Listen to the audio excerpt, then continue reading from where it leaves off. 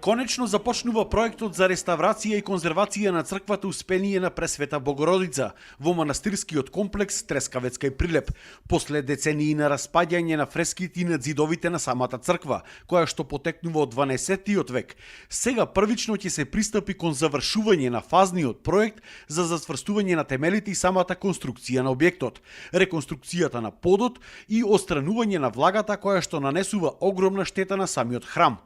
Во целиот процес на нашите експерти ќе им помагаат и конзерватори-византолози од Европскиот центар за византологија во Солун, Грција. За почеток на проектот се обезбедени 4 милиони денари. Очекувам дека во периодот што следи ќе се обезбедат сите дозволи за да можеме да почнеме со реализација на овој капитален проект, а за почеток на овој капитален проект се обезбедени 4 милиони денари, додека за минатата година за проектот беа обезбедени 986.776.000 денари.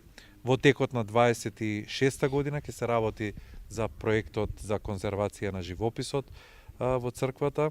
По консолидацијата статичка, по решението на Институтот за земјотресно инженерство, морам да напоменам, се пристапува кон отстранување на тампонот претходно поставен, превентивно поставен, со цел да се докомплетира решението за долните темелни зони со поставување на хидроизолација и дополнително зајакнување. Генерално, поставување на армирано-бетонски конструкции согласно методологијата во конзерваторската практика се применуваат во долните темелни зони. Покрај бројните експерти, денеска на Трескавец беше присутен и министерот за култура, како и амбасадорката на Грција во нашата држава, која што вети дека тие ќе ги пренесат сите своји знаења за да се заштити овој споменик на културата.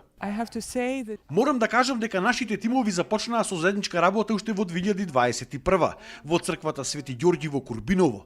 Тој проект беше за реставрација на фреските. Сега ова е втор проект каде што сме вклучени и каде што ќе бидат присутни и експерти од Европскиот центар за византологија и поствизантологија од Солун, кој што е под грчкото Министерство за култура. Нашиот центар има големо искуство во реставрација и конзервација на вакви објекти. Бевме поканети тука да го споделиме сето наше знаење и како да се решат проблемите со статиката и архитектурата на црквата. Дефинитивно ќе биде спасен фрескоживописот и самиот објект, но целта е тоа да се направи на најдобар можен начин и да се употребат сите нови технологии. По конзервацијата и реставрацијата на статиката и подот на црквата, како и решавањето на проблемот со влагата, идната година се очекува да се започне со конзервација на фреските во самата црква.